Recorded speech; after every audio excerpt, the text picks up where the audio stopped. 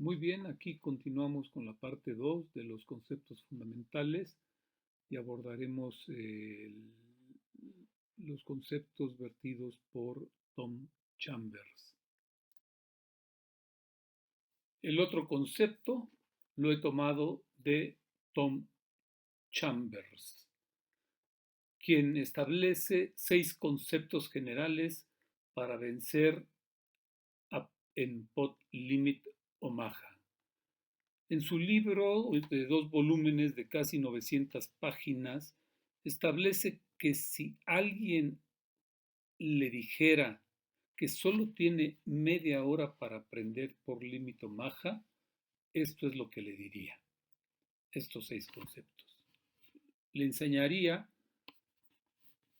jugar las manos más poderosas, entender que las NUT siempre son importantes, que el valor de las manos es muy equilibrado, la distribución de equity, de rangos y de manos, la acumulación de equity y el preferir que el oponente foldee.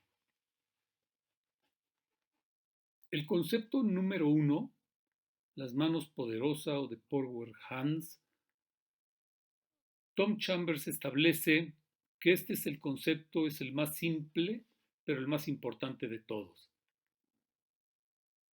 En Pod Limit Omaha, las manos poderosas son sets, escaleras, colores y grandes proyectos o draws. Particularmente en pods que son con un simple race, single raced, la mayoría de las grandes confrontaciones suceden entre dos manos en esas categorías y la mayoría de las utilidades viene del dominio post-flop dentro de esas categorías. En mesas de Six Max, juego agresivo, pots pequeños y mediano, heads up y trivet pots, jugar bien con manos marginales por debajo de este nivel, un par, dos pares, medios, draws, par más draw, también es importante, ya que la mayoría de los flop es difícil hitear fuerte, por lo que la mayoría de las manos estará centrada siempre en situaciones con manos marginales y es ahí donde se debe de centrar toda nuestra estrategia de juego. En el punto 2, Tom Chambers señala que no es del todo cierto que alguien tiene siempre las nuts, pero las nuts siempre son importantes. No obstante que la acción del juego de PLO se centra alrededor de la parte superior de las manos posibles, algunos jugadores escogen el jugar la estrategia de nuts en preflop y postflop, ya sea en flops hechos o en proyectos de flops. En mesas de 9 jugadores, full ring conocidas, en donde se juegan muchas veces multiway, esta estrategia está cerca de ser la mejor opción. Sin embargo, en mesas cortas y de límites bajos contra jugadores débiles, si bien es una estrategia rentable, no es la más rentable. Hay que tener en cuenta que en mesas cortas con jugadores agresivos en límites medios y altos, estos jugadores pueden ser avasallados o pasados por encima. Sin embargo, las nuts juegan un rol clave en la definición de rangos en los juegos agresivos de PLO en mesas cortas. Chambers considera, por ejemplo, el flop J de diamantes, 10 de corazones y 9 de diamantes, un flop extremadamente mojado, como se dice, que produce muchísima acción. Hago un paréntesis aquí, todo esto que les describo va a estar abajo, el texto se los voy a dejar abajo en este video, en este canal, y continuamos. Entonces, en un flop así de mojado JT9 con proyecto de color al diamante, si algún oponente toma una línea de acción agresiva amenazando con meter todo su stack en el bote, la pregunta más importante sería, qué tan a menudo tiene KQ, o sea, las nuts, la escalera nut, y qué tanto tiene más que eso. Es decir, o otra pregunta sería, ¿qué haría con sets, con segundas escaleras, o con un proyecto de diamantes alas, con un good shot de escalera, también nuts? Todo eso importa. Pero la clave aquí en este flop es KQ, especialmente en pots single raised y multiway pots. Las nuts constituyen una parte significativa del rango que pondría todo el dinero dentro. Por consiguiente, cuando nosotros no tenemos las nuts, la principal condición sería qué tan buena es nuestra equity contra las nuts. Por ejemplo, as rey de diamante, con cualquier otras dos cartas, son casi un volado en ese flop. Y por ejemplo, contra un set de jotos, tenemos 62-37. El Kaku naked, es decir, sin nada más, sin sus cartas adicionales, no hacen ningún proyecto, es dominado con manos que tienen obviamente las nuts más redraws, como puede ser AKQ o KQJT o KQ con diamantes, o también sets más eh, flush redraw. Ahí tendríamos, por ejemplo, 65-35, o tres pares más color de proyecto de color, o dos pares más proyecto de color, etc. Entonces aquí lo importante que Tom quiere focalizar es la idea de que en cualquier flop existe un rango de manos muy fuertes centradas en las nuts actuales, las cuales tienen buena equity una contra otra. En flops secos, driest, como K82 Rainbow, el rango son las nuts únicamente. Nada es mejor que set de reyes en ese flop. Pero en flops mojados, como J de corazones, 10 de corazones y 6 de diamante, JJ, o sea, un par en la mano, es solo una de muchas manos entre el 40 y 60% de equity contra el rango de otras manos muy fuertes. Claro, JJ domina manos como set de dieces, o AKQ de corazones, con dos corazones, domina 987 de corazones. Pero esta es la importancia que quiere dar en este punto. El concepto número 3 es un concepto de cualquier jugador de póker de PLO, lo han escuchado miles de veces, que dice que el valor de las manos es muy equilibrado. O en inglés, hand values run close together. Pero ¿qué hay en realidad detrás de esto? Solo los mejores pares de ases tienen un 70% de equity preflop contra una mano aleatoria. Casi todas las confrontaciones preflop con buenas manos están alrededor del 55-45%. Obviamente nosotros desearemos siempre estar del lado del 55%. Lo mismo en el postflop, aunque existen escenarios claramente dominantes, la mayoría de las confrontaciones está cerca del 60-40. Igualmente desearemos estar del lado del 60. Lo que realmente es importante, señala Chambers, es considerar la distribución de la equity del rango en las futuras calles, lo cual se verá en el siguiente punto. Una manera fácil de perder dinero, dice Tom Chambers en Podlimit Omaha, es estar en spots donde consistentemente los buenos oponentes te forzan a foldear manos con una equity significativa. La aplicación incorrecta o más común del supuesto de que el valor de las manos es muy equilibrado es la creencia de justificar un juego extremadamente agresivo. Chambers establece que jugar más del 25%, 30% de manos en una mesa de 6 máximo es explotable y recomienda no jugar más del 25% como una estrategia de default. Claro que con jugadores recreacionales puedes justificar jugar más luz, pero no es una estrategia rentable en lo general. El concepto número 4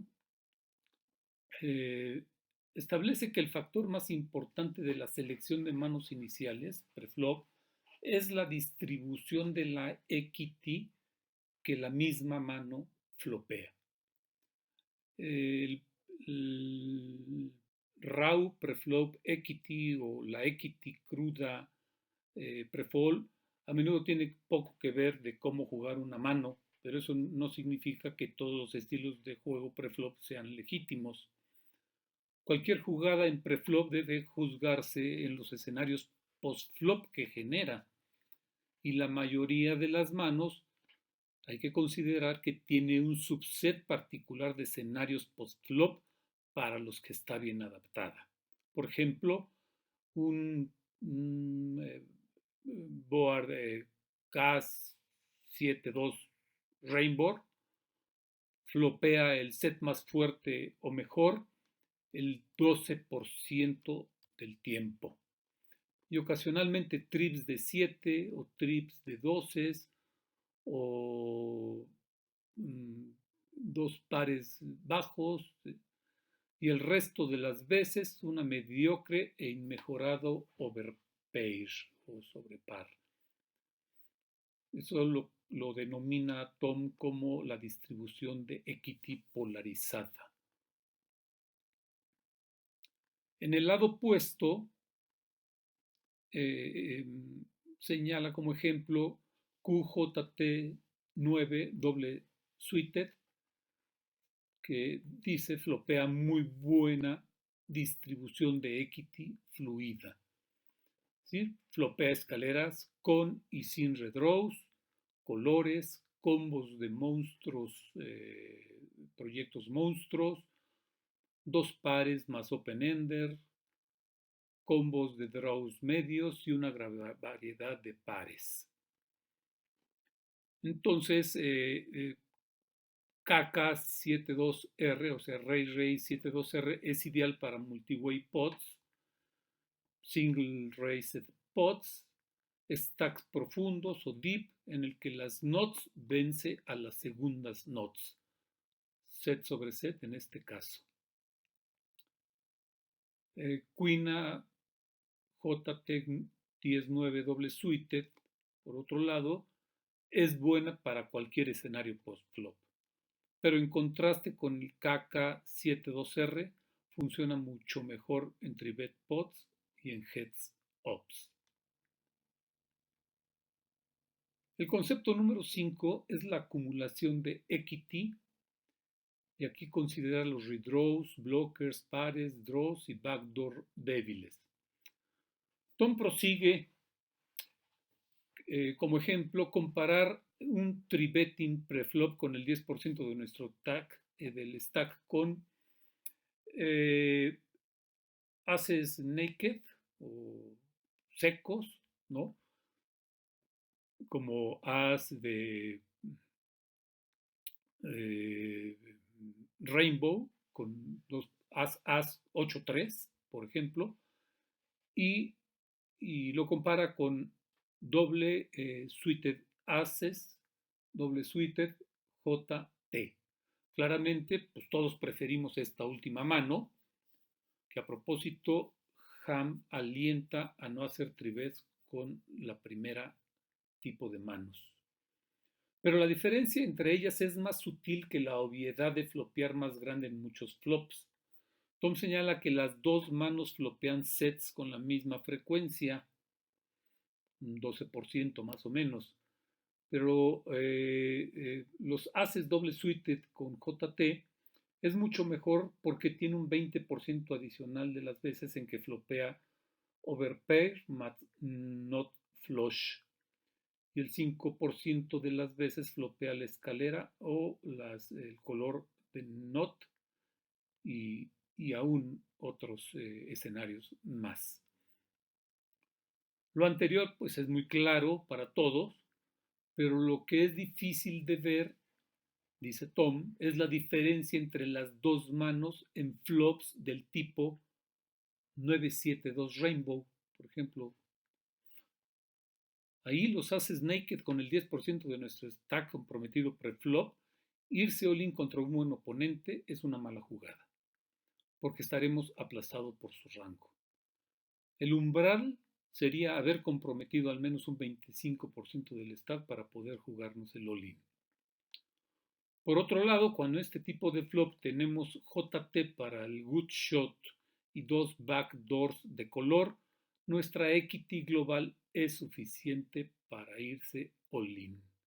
Esta es la ventaja de acumular equity en manos o en rangos. Finalmente, establece como el concepto número 6 que en ocasiones, más a menudo que en no limit hold'em, el jugador debe de preferir que el oponente foldee. Y establece que en no limit hold'em existen muchas situaciones en que la mejor jugada es un value check, que lo conocen muchos como pot control, pero él lo adopta mejor como value check. Como por ejemplo, par de reyes en posición y el flop es A7-2 Rainbow. En pot límite Omaha, con par de reyes en la mano, en un flop como A7-2 Rainbow contra oponentes estándar, una c-bet será pagada casi siempre por la mayoría de manos AXXX y normalmente foldearían cualquier otra. Pareciera ser que es una oportunidad para hacer value check, pero señala que es de los errores más comunes que comete un jugador influenciado por el no limit hold'em.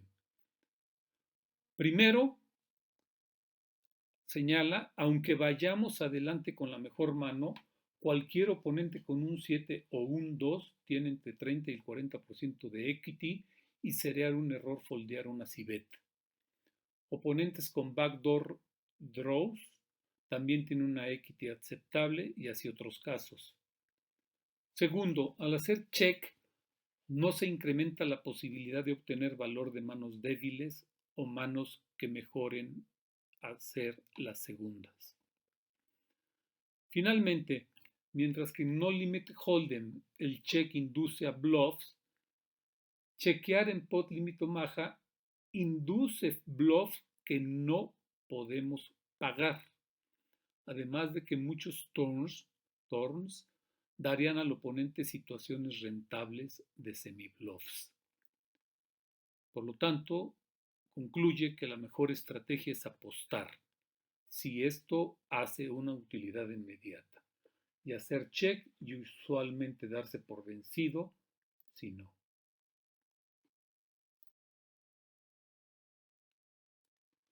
Bien, finalmente aquí les dejo la trivia número 3, que está tomada de Phil Rockemore, de su sitio en el cual pone a la venta Preflop Principles Poker Math 2020, que por cierto muy caro. Y dice pues, si abrimos en cutoff con esta mano, rey JJ4, suited al rey, y solo la ciega grande paga con as K7-6 suited al as, y el flop es rey 10-2 Rainbow, ¿cuál es nuestra equity contra la ciega grande?